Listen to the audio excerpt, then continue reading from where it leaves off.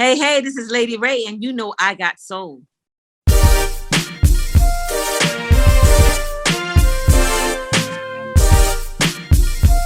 Piece of Me is the album name. Like you mentioned, it took you a couple of years to finally put it out. Just take me through that process. You had been recording for a couple of years. I know COVID was a thing. And of course, you had to make sure that the marketing was right, that the release came out proper. Like, just take me through all of Um, Actually, when we first started, we had talked about getting this album out. It had been some time. I was just like, it had been probably about 6 years since the last.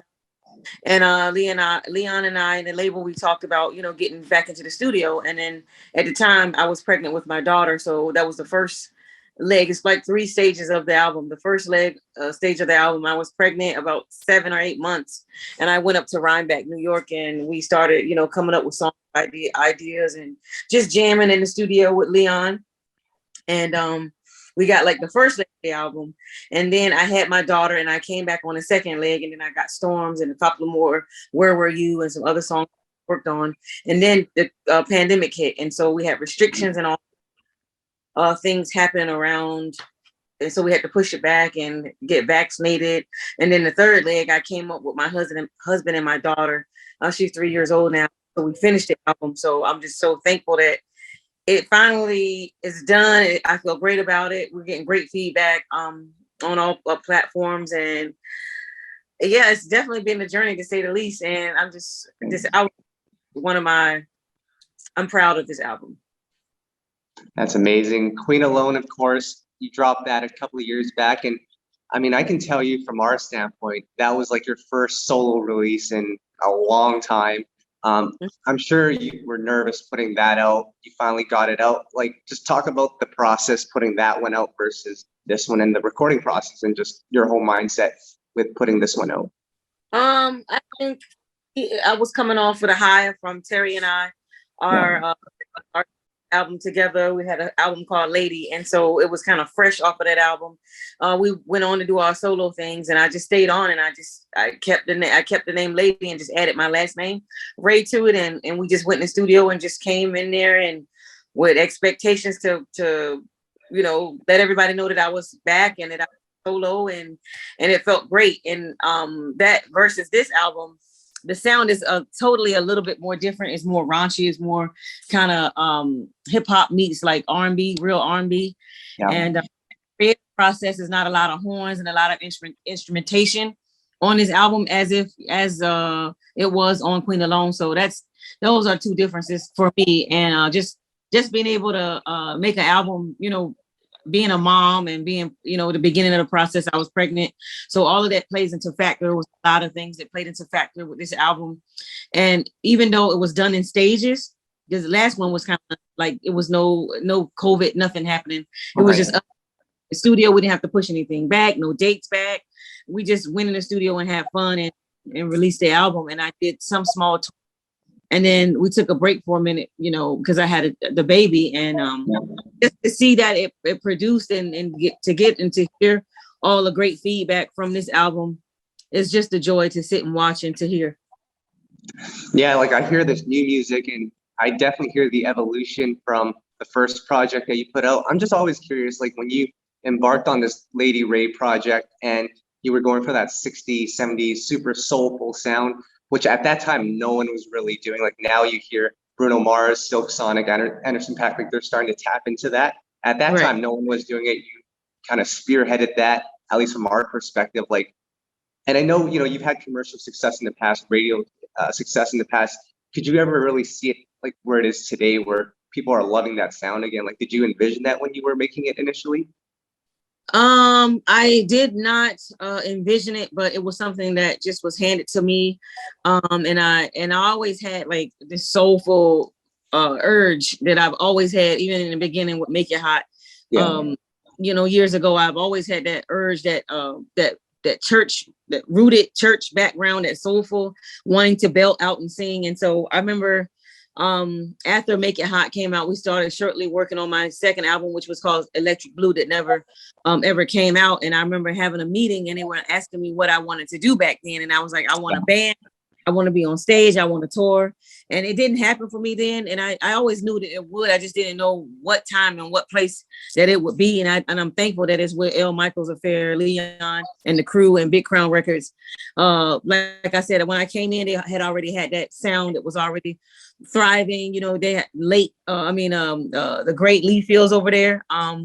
And I was super fan of his music, and just to come aboard and be a part of his Faithful Man album, I just felt like now I'm kind of stepping into what I wanted to do all along, and they're giving me access to be creative and to be, you know, who I wanted to be in this industry. So yeah, I'm just thankful. And it's crazy. I gotta say, like, I'm super proud of you because you came from the 90s, you dropped that great debut album, which we'll talk about in a bit, but we know about the ups and downs throughout your careers, the letdowns, the disappointments.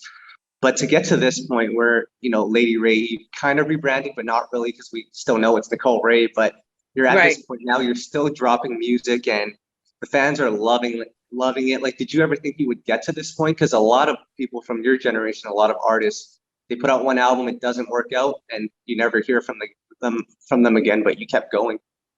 Yeah, well, for me, I've had my ups and downs, and I've had, you know, a small depression phase with this music industry, just over it and all the BS and that comes along with it. Just like any other regular job, it's the same thing happening in the music business. But I have a lot of determination, and I have self-belief, and I have dreams and aspirations, and I don't think I ever wanted kind of to let myself go and let myself down. So I just kept swimming. I kept going until I got to the top, until I got to the top of the surface. And when I got to the top of the surface, I had hands reaching out actually now to pull me up out of the water and kind of save me. And I like to take my hat off to my label, because they stayed current and they stayed up to date and keeping me, you know, working and believing in what I believed in, because they could have done one album, the Lady album, and said, we're done, you know, but they looked at me, what we want to do with you. If you want to keep rocking,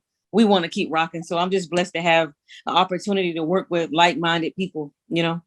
Right. How have you kind of, with this rebranding, I guess it's not really a rebrand because we know who you are, we know the voice, but there's a lot of fans that grew up with you in the 90s. They followed you even through all the albums that didn't come out. You come out with this new sound. It's not really new, but to them it might be new. Like, how have you been able to, or have you been able to, like, get them on board with Lady Wray?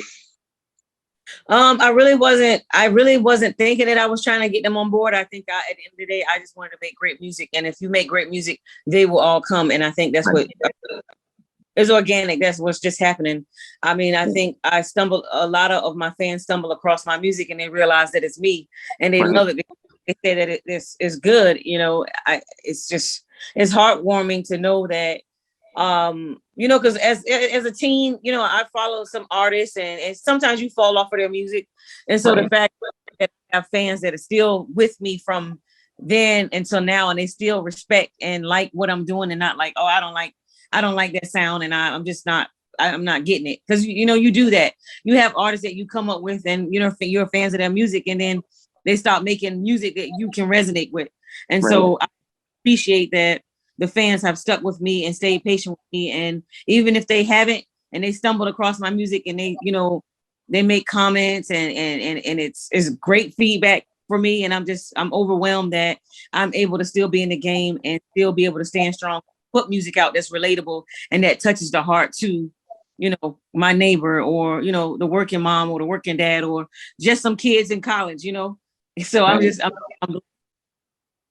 That's awesome. Are you still performing Make It Hot live when you do your shows? Yes, I do. Okay, that's awesome. Because, like, for a lot of artists who, you know, were once upon a time had huge success and then went through that, you know, challenging part, you kind of you don't want to be just defined by that one thing. Right. Because obviously you want to look forward and you want to progress what you have done. So I'm curious, now that we're looking at your debut album, which came out back in '98, when you look at that project now as a mature Nicole Wray, like, just take me back to what your thoughts are on that album, because I think it's an amazing body of work still. Oh yeah, it's definitely an amazing body of work. I was a kid, you know, I was excited to be in the industry. I don't have no qualms or nothing negative to say about it. I'm just blessed that that was the the album that paved the way for me to have a Piece of Me album just releasing tomorrow on the 28th of February, and in this new with all this new great music and these new artists. So no, I don't take away anything from that project. I just think that was the beginning of me. And I'm a woman now, I'm a mom, I'm a wife, and so the aspect of it and the creation of it and the heart of it is going to change. And that's my story, that I'm a woman and I'm a force to be reckoned with, just like the other women, that are working moms and have to take care of children and you want to give back. So, I wouldn't take anything away from it. All I would just say is that I'm wiser now, and I'm not naive I was when I first started. Right. Yeah. But that comes with experience. But what I love that you touched on earlier was, like, I think when I listen to some of your newer music, you vocally, it's a whole different, stratosphere than when you first started. Not to say you couldn't sing before, but a song like Right. Make It Hot, that doesn't really allow you to sing, with Timbaland's production. Like, just take me back to when that song was presented to you and they had to tell you to scale it back. And it's like, this song doesn't require all the belting. Oh, yeah. Well, yeah, I remember going into the studio. I believe I was in New York City, like in Manhattan studios, and they played me the record. And back then, I was a kid, so I was still in high school.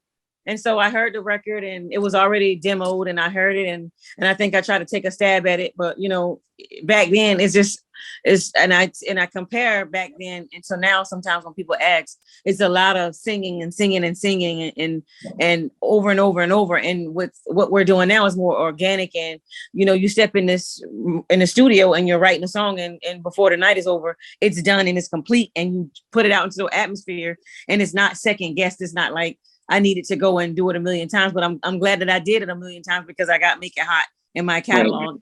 And and so, I was young and I was still learning the game, and I did it. I performed it and I felt great about it after I heard it back. And, Missy always knew that I could sing and I could belt it out. But I think back then it was just more of a swag and your presence back then. And I always wanted to sing, and you can hear some records on that Make It Hot album that I'm doing, like Borrowed Time and the Static Major wrote. Yeah, I was giving some strong vocals, to be a kid, so I will say that I on that album, I still was able to belt out and sing from my heart, as I am doing now. And I don't have anything to take away from that experience at all. Yeah, absolutely. Because when I listen to a song, Eyes Better Not Wander, you're singing on it, but it's not like you're over singing it. We still hear the message. We still hear the feeling, and you executed that. And I guess that's a lesson for everyone out there. Like, it doesn't require singing on every song, it's just getting into that pocket. And I think that's why I love that album, is you kind of found that perfect medium there. Right. Thank you. I want to fast forward here. You mentioned the Electric Blue album. I feel like there are so many great records on there. And I feel like, and we had talked about this in the past, you still have a bunch of songs in your laptop that haven't come out. And we might have to talk about that later. But the I'm Looking record, I still love that. That was one of the first records you wrote as a young artist. Like, just take me back to that time. Oh, well, I was working with Darren Lighty and Eddie F. And I was this great management that managed Outkast, and they just wanted me to get in there. I remember the best advice that I've ever gotten in this industry was from a manager that I had years ago. And he told me, he said, Nicole, what you need to do is start writing music. He said, that's longevity. That's going to put you in another pocket. And I mean, I remember as a kid, I would write poems and stuff in my notebook at home and read them and try to make up my own songs. But I never thought that somebody would give me that type of advice. And I take that. I'm so excited now that I can take that. I took that advice in my career, even when times where like I had like depression and over the music industry and where I stood and where I felt that I should be. I would pick up my pen and I would write music and people would hear it and that kind of put me into another category. And I am here now to say that was the best advice that I had ever gotten, because I'm writing today. I've written with other artists and I perform with other artists, and that is a gift, because that's how you're able to pay your bills and to stand strong and to have something. I'm not saying that people that don't write aren't, great artists, but for me, I needed to make some money, and writing was a great way for me to make money in the industry. Yeah, and that I'm Looking record, I love what you did with that. And then I want to touch on the Roc-A-Fella era for you, because some people might not remember that era. You were signed to Roc-A-Fella, you had the record with ODB, had a couple of records with Dipset. Like, just take me back to that era. Oh, well, that was an amazing era. I think I remember when I first put in my mind, my spirit, in my heart that I wanted to be signed to Roc-A-Fella. I was over at my sister's house one evening, and we were watching videos, and it was just the energy that I saw. I was like, this is a label that, I mean, because I'm always been a fan of like hip hop, and I didn't know if they had singers over there. And so I came to New York, and I met with Kenny Burns. He's doing well in Atlanta. He's on one of the biggest radio stations in Atlanta. And he kind of backed me and kind of walked me into the situation, and caught eyes of Damon Dash, and he heard the music that I was doing, and he wanted to sign me. And then shortly after that, I started working on some music, and I put out a song called "If I Was Your Girlfriend" that went nuts in New York in 2004, around that time, and then that kind of sparked the Def Jam to want to do a situation with me, and so I a major record deal with Def Jam, and then shortly after that, the Roc-A-Fella kind of broke apart, and I felt like this is crazy what's happening, and so I kind of went back and started writing more. But no, that experience was amazing because I still had the relationship with Damon Dash. So even after that, he would call me and ask me to come and work with the Black Keys, and I came up and I worked with the Black Keys, and then on that Black Rock album, then the Black Keys wanted me to work on the Brothers album, so I flew to Muscle Shoals, Alabama, and sang all over that with them. So that was a great experience. And then after that, I met Leon and everybody. Yeah, that's amazing. And like even that Roc-A-Fella era, I remember when you did that remake of the Regrets record by Jay-Z. Like, oh right, yes, how did that come about? Because that was epic. That was a situation. Dame wanted to pay homage to Jay-Z, and he wanted an artist to take a song that they love from their Reasonable Doubt album and just come up and be creative. And that was the one that we came up with, myself and Tone Hooker and Kenny Burns. And I think Bula was around at the time. And we sat in the studio. I believe we were in Sony Studios. And I remember that night because we had a chef in the studio, and Static Major was still living because I ran into him in the lobby. And he was like, Nicole Wray. And then it just, I mean, from that moment, I just felt the love, and I felt like I had a home again after the whole Missy collaboration, and being able to be under her umbrella. I was now under another umbrella that felt like home, and I felt like they had my back. And then this separation came, and I felt defeated again. And nevertheless, I just kept going. I just stayed in another direction and went into another direction, but I still kept the relationships, Right. I kind of feel like that Roc-A-Fella era, when I listened to some of the songs from that era, I felt like you were onto something there. You had a sound that was different than maybe what you had put out initially, but I felt like you were carving your own space. You had gone into the writing, and I think at that point your writing was very polished. Like, what did we miss out on with that project? Because I've heard some of it, but I haven't heard all of it. I don't know. It's been so long. So you missed the youth of me, and I mean, you missed the youth, and I guess that's, and I won't. I mean, I don't think you missed anything else. It's just I was a little younger and I was hungry. I'm still hungry today, but I'm a mom now, so you just missed the youth and just me bubbly and free. And I mean, I still have that. It's just the aspect changed. I'm not a kid running around in the city lost, catching a train and like what's going on, just hanging around a lot of rappers and being that voice for them. So yeah, you guys missed some powerful tunes. Like I said, I have them I have archives of music. Maybe one day I'll unleash them. No, we got to hear that. And being from B, you ever get a chance to work with the Neptunes? I worked with the Neptunes years ago. That was the first that Missy introduced me to. I remember we went to it was a place called Fun City, and it was a place in Norfolk, and she took me to Norfolk, Virginia. We rode over there to the studio, and we get out the car and we go inside. It's like a little escape for kids, and you can play games like an arcade, and you can play games and eat like pizza and stuff like that. And she took me over there, and I remember my first time ever seeing Pharrell, and I was saying his name wrong. I was calling him For Real. And he was like, my name is For Real.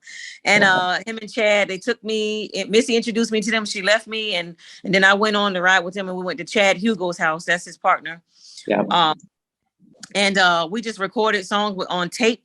And I remember hitting notes, and Pharrell was like, you remind me of Charlie Wilson. And at the time I was a kid, I didn't know who Charlie Wilson was. And then as I grew up, and I was like, Charlie Wilson from the Gap Band. And I was like, oh my God, he was comparing me to Charlie Wilson. So that's just epic. And then I was always doing like background vocals for tracks that he would have, because we're all from the same town and we all worked in the same studio. So I was always there. They asked me to do something. I was always there. And I always admired their courageous and different and quirky and just cool sound, Missy and them, they were like straight to the point. Missy and Timbaland, everybody was making hits, but it was just a different sound that the Neptunes were coming up with. And I just love that they were like so family oriented. Right. And of course, all of you guys being from VA, and we can't forget the Clips. Like, what is it about Virginia? Like, you guys all have this unique sound. And the thing I love about you, and we're going to talk about the 7 Aurelius stuff, as well as the Black Rock stuff, you've always been able to adapt to different sounds, and you've always sounded authentic doing it. And I feel that goes the same with Missy, Tim, the Neptunes, and ERD stuff. Like, what is it about Virginia? I think what it is about Virginia, I think what it is religion and that strong church background. I mean, everybody went to church. Missy went to church. Timbaland went to church. Pharrell went to church. We all went to church. Even the Clips went to church. Yeah. And you hear that in the music because today you kind of hear that as a disconnect.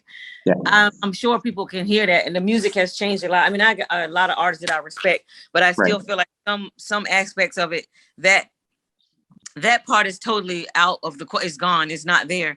And so that's what Virginia has. It's just that soulful upbringing. You got your grandmama, and she's going to say, you don't go off this porch, and we're going to church on Sunday, and we're going to go to all night shut in, and you're going to go to sing in the choir, and you're going to be a part of this. And I think that that's embedded in all of us. And so we have something else that's more deeper that a lot of people don't have, because like I said, I come from a small town, but there's a lot of talent there. And it's probably our ancestors as well that settled there, and we're the new generation and taking the torch for it. And I think, Virginia is just amazing, and it's still artists out there that hasn't been discovered yet as well.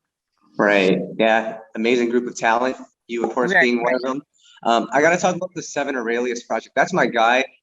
He doesn't really talk a lot. He's really to himself. But whenever I bring up your name and that project that you guys did together, he opens up and he just raves about it. And what I love about it is that, like, when I listen to that, it doesn't sound like the Nicole Wray that I knew back then. Because you guys were on just like this different wavelength, and it was just like nothing I'd ever heard before. Like, what was that project like for you? Oh my God. I mean, I think I had met Jimi Hendrix reincarnated. When I met 7, I remember Dame, we had already had a project, and everybody was excited about the project that I had. And so Damon was like, okay, you have that album over there. You can always put that out, but I want you to come over here and meet 7 Aurelius. And he was giving me the 411, and he was with Murder Inc. And he had worked with Ashanti and Ja Rule and I think it's Irv Gotti. And I was familiar with a couple of Ashanti records that he had done, but I had never met him. And I remember going into the studio one night. I think it might have been Chung King Studios in New York. And I go in, and it's dark. It's dark, and I see this guy. He's tall, and he has like shiny lips. He's giving you this Prince vibe, dark skin, tall, and then he has these blue, like Christmas lights, those little tiny LED Christmas lights. But he had them. They were pulled apart, and they were like just scattered over the floor, like at the airport when you're about to land. Those blue lights, and that's all I remember. And he had a fog machine in the booth. Right. And they were hyping me up, Dame. He was like, I got Nicole Wray in here, and she ready to sing. And he put on this track, and it was Lollipop, and it was da da da da da da da da da da da. And I remember just like I felt like I was on the spot, so I had and I freestyled that whole song. And from that moment, I went back home to Virginia, and I got a call from Damon Dash, like, L.A. Reid, everybody is over here at Def Jam. They want to sign you. Wow. This was after If I Was Your Girlfriend. So I had two different projects, and it was amazing working with Seven. We went to the group home, the girl out here in New York, and we sat down and we talked to a bunch of girls that were forced to go to group homes. And that album was kind of just dedicated to the young girl that's missing her father. I had a song called Dear Father that I wrote at that time. My dad was homeless, and it was a Marvin Gaye sample that Easy Mo B had brought over to the studio. And I remember just singing that song, and everybody was in the studio crying. It was just Wow. and I feel like those, right? I got a song called Miserable People that we had a guy come in from Israel named Gad, and he brought the sandclad machine. I think it was only like 4 or 5 of those made. And it came, and they brought this big machine into the studio, and it had to be cooled off. And then he still had, like, the producer that brought it, he still had like chords from Thriller, from Michael Jackson, Thriller's album, and all of that stuff is incorporated in that project that I worked with Seven Aurelius. And I was so hurt when the album didn't come out. I was just upset with everybody. I was just so upset that album didn't come out, and I didn't understand why. And why we such a great masterpiece, but then I got to look at, the Almighty God. He knows what I needed at the time, and that may have not been that. It may not have been that album, and I feel like that's why it never came out. But I still have that music, and like I said, one day. No, I hope that comes out, because I've heard some of it, and that stuff is just, to me, an amazing body of work. And then your Black Rock project that you were part of, I felt like that was super epic. And what I want to hear, and I don't know when this is going to happen, right? So, of course, you've got the new album dropping, Piece of Me. You've kind of mentioned it's more of an R&B, hip-hop type of sound, which is similar, I guess, to a degree to what we kind of initially knew you as. Right. But what I would love to hear from you next, after you put out this, is something in the realms of that Black Rock stuff that you did, because what you did on there was super interesting. Right. It's gonna be the evolution. It's coming. Don't you worry. It's climbing its way right where it needs to be, and it's not being forced. It's very organic, and I, like you said, my voice can go anywhere. It could travel. It could be soft. It could be loud. It could be jazzy. It could be bluesy. It's just something that I was given a gift, and I'm thankful to have that gift and to be able to share it with my fans, my friends, my family. I sing all the time in the house. My husband, he's always saying that I'm singing in the shower, and I don't realize that I'm doing it. And my daughter, we named her Melody, and she has so many melodies in her voice, and it's just beautiful just to be able to have a gift and to be able to not sit on it. Right. I remember if you don't use it, you will lose it, and that always scared me. Yeah. And I was like, I need to use my voice, because I definitely don't want to lose it, So I feel just like I'm blessed, and I'm just thankful to be going in and out of this different generations like a vampire. Right. As you feel, I'm like a little vampire, and I'm still around, and I'm just blessed to stumble upon new music, new artists, and to see them and get motivated from them as well, because they're on their new journey and I'm on a new journey. But it's sort of all kind of just blending into one, and I'm just happy to still be here and around. Right. That's amazing. Nicole, finally, I have to ask you, because, I've been listening to your music for a very long time. And what I love about you is, your vocals, obviously, but the harmonies that you put together a lot. Obviously, you learned a lot of that from Static and from Missy early on. You guys have that unique sound. Like, just take me back to like those times, learning harmonies and vocals from people like Static and Missy. Oh my God. That was long nights in the studio, long nights. And I used to look at them like, because I sung in church in the choir, and you have solo, you have alto, and in the choir, they have harmonies, but this was just me on the music. It's Nicole singing on the music, and the way Static would go in there and do it effortlessly, and Missy would do it effortlessly, and Pharrell himself would do it effortlessly. And I'm just thankful to have met them, and just to be around it, because it really did make my voice stronger, more powerful, and to know like harmonies and flirting around with my voice and just bringing it in, taking it back, and all those things. I definitely learned that in the studio with Missy and Static Major, the late great Static Major. Yes, yeah, absolutely. And finally, Nicole, I got to ask here, we're almost out of time, but, just watching your journey, and you talked about it earlier, a lot of ups and a lot of downs. You never gave up. I mean, you've had your periods where you took a break, but here you are once again, still pushing forward. Like, what's the lesson here? What's the story for people that need to hear your story? Like, what do you want people to take away from all of that? Because like you said, a couple of major label deals, people only get one shot at that. You got a lot of different chances, a lot of it out of your control on why it didn't work out, but you kept going, and here you are now. Like, what do you have to say? I think for me, it's always been about a balance. And if I can't have my family, then I won't have music. And I think for me, they've always been around, and they've always been supportive. And even down to my cousins' kids, and they're young, and this is the new generation. I'm hearing like songs that I've never even heard, artists that I've never heard in my life. And I think for me, it's just that the sharing of the family, and just the dedication that my family, I mean, I have on my dad's side of the family, my uncles, my aunts, my cousins, and then my cousins on my mom's side, my grandmother, everybody. And then everybody's just been so supportive over the years to lift me up. And then on top of that, we have all these social media platforms. I remember laying in the bed one day. I had been in Atlanta for probably about maybe 7 years at that point. And I felt like I had went to Atlanta for the music, and it wasn't working out. And I remember just being in my bed and just laying in the bed so late in the evening. And I remember hearing a Monica song, and it was a new song. And I was like, I don't have a new song. What? I didn't even know who to work with and who to call. I didn't have management. I just felt like I was just lost, and I needed somebody to just come and save me. And I just went on social media. At the time, I believe it was Facebook, and it was Twitter. Facebook, Twitter, I believe, because Instagram wasn't even around.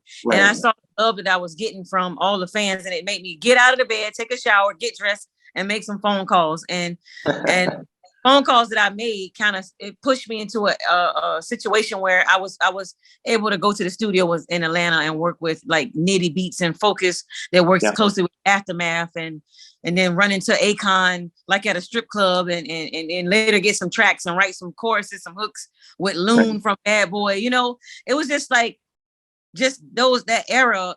And just to know that I had my family, I had my fans, and then social media to just lift me up. And it definitely is balance. That's all that it was. And my sheer determination. That's it. No, absolutely. And the thing I got to applaud you for is, you're on this new journey now, and you're really owning your sound. Like, and I feel like you're not tempted by anything that's out there. Like, as a diehard R&B fan that loved your music, obviously, and just to watch the evolution of it, it's kind of hard for me to make sense of what R&B is today. But and you might have those same feelings, you might not, but from what I can tell, you're really just focused on your own music. You're not worried about anything else right now, radio success or anything. Like, you just want to put out the music you want to create. And I think that's the coolest part about it. Right. You hit the nail on the head. I'm definitely not worried. I just want to just go in the studio and create and put out music, whether it's on the radio or not. That would be great if it is. If it's not, we have so many platforms, and sharing, and sharing is caring. So somebody's going to hear it and share it on Spotify, and somebody's going to hear it and be healed and be touched and tell somebody else. And that's really what I really do it for, because I don't know what else I would be doing it for at this point. Right. No, I'm 100% with you. And actually, I forgot, because we just posted a clip of your record, Raise Your Frown. So I have to ask about that song now. Like, just talk about creating that with Playa. Oh, that's such an old record. I was, like I said, I was not in middle school. I was in high school. And I went over, and I think this guy that I was dating at the time, he went over with me to the studio, and I think Static was getting to know me, and he saw the guy that I was dating over in it's like a green room in the studio. And I guess he was like trying to make a love song, and to a dedication song to the guy. It's like a teenage record, like a, teenage, like, don't worry, everything's gonna be okay. Because I was embarking on this big career, and I thought he probably saw the young man and probably was like, this girl is about to take off, and let me write a teen record, that'll make them, just feel this record in a moment, and for somebody else that's going through this. Because I would go to school and play my music for my friends in class. Like I just recorded the song, And so I was with my young friends. We were like 17, 18 years old, ready to graduate and embark on this world and just make our mark on this world. And so I think that song was just a staple in a timeline of my early youth. And it's just it's so cute when I listen back to the song. I'm married now, so I'm definitely like listening back to that record and remembering those times. Right. And the young man that I was dating, I don't know where he is today, but that song was just about young love and just trying to stay happy in a young relationship, and that's what that was. Timeless record, and this new project, Piece of Me, I'm sure it's going to be timeless as well, especially from what I've heard so far. Nicole, that's all the questions that I had for you. Is there anything that I missed or anything that you want to touch on? No, I just want to say my album is electric. It's amazing. I'm proud of it. And